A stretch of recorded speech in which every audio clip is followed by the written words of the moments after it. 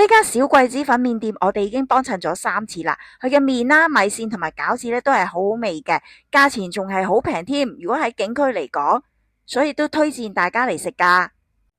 大家好，我哋而家嚟到張家界西嘅火車站啦，我哋而家會準備去離開啦。而家我哋上火車啦，由張家界去鳳凰古城呢，坐高鐵只係需要1個鐘頭嘅咋。玩完之後坐返高鐵返香港，都只係需要5-6個鐘頭左右啦，就直接去到西九噶啦，所以都真係幾方便噶。落咗車之後呢，我哋就行嚟呢一度，咁呢，我哋呢就要搭呢一架2號線嘅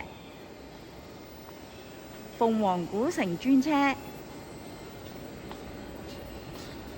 車費呢就係7蚊一個人啦，而車程呢就係大約30分鐘左右啦。咁呢，我哋坐咗巴士之後呢，而家就嚟到呢個鳳凰古鎮啦。咁我哋呢就會喺呢度呢玩4日3夜嘅。咁我哋而家呢就去揾我哋住宿嘅地方啦。前面呢一位呢就係民宿老闆啦。咁佢專登呢出嚟呢接我哋啦，幫我哋拉嗰個行李箱嘅。因為呢啲石板路呢，行李箱係好難拉咯。呢一間呢就係我哋將會住3晚嘅客棧啦。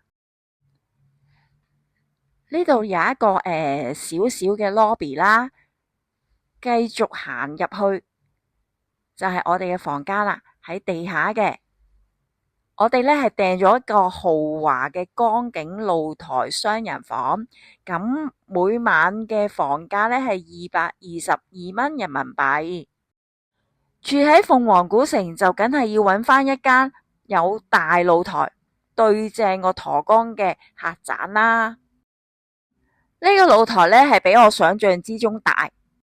露台望出去右手邊就係虹橋啦，對面呢就係沿江嘅客棧啦，同埋係有一啲小商店嘅，一路去到盡頭啦。其實呢條江呢都幾長噶，我係有少少擔心呢夜晚會好多蚊啊。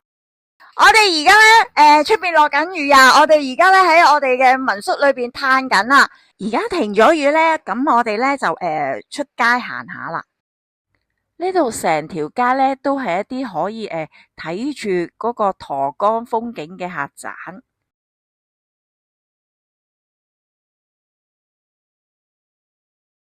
呢間青山見客棧好似幾好喎。呢一間苗家客棧，我哋呢入去參觀一下佢嘅房間。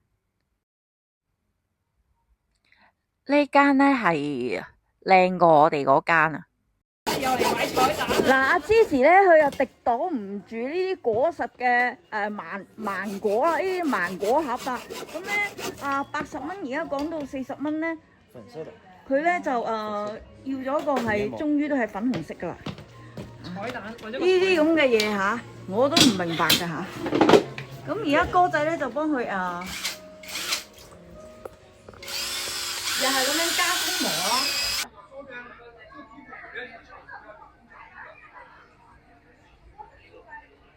芝士啊，送咗把梳俾我，180蚊，超貴，係真嘅牛角梳啊！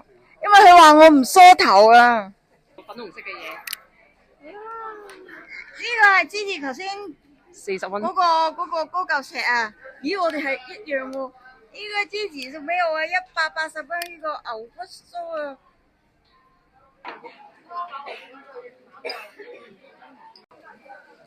鳳凰古城第一餐蒸雞蛋。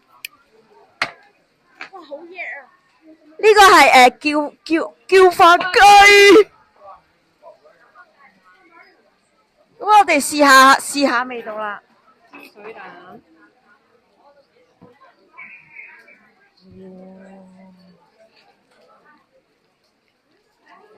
哇！真係乜叉味都冇喎。喂，因為我哋叫佢唔好落油啦，唔好淋豉油嘅。但係即係乜叉？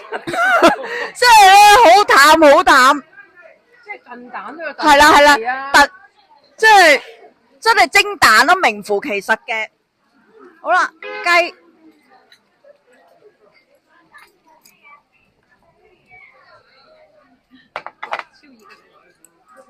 你試下先。我估都係應該韌嘅，應該，睇個樣係似鞋雞嚟嘅。因為國產雞係咁韌嘅。